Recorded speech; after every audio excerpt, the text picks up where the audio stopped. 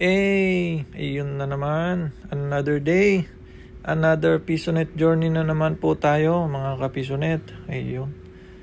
So, ngayong araw na ito ay pupuntahan natin yung bahay ng ating isang client na magpapaayos daw ng kanyang Pisonet.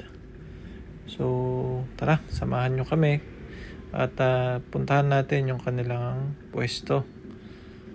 Malapit lang naman.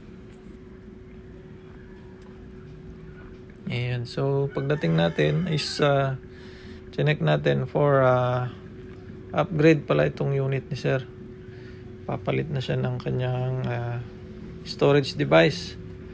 So may mga gamit na siya, pina-config na lang niya sa atin. Ang gagawin natin dito is i-reformat natin. Gagawin natin siyang Windows 10. And then syempre, kasama na dun sa reformat service natin is yung paglagay ng mga softwares, drivers, tsaka yung mga games na mayroon tayong available. Usually naman, Roblox, Crossfire, yung mga yan. Yan yung usual na nilalaro sa ngayon ng mga bata na dito sa bandang area namin. Kung may mga ibang laro man, nire-request na rin nila yon, sinasabi na nila sa amin. Ayan, so mabilis lang yung galawan natin dito. Ayan.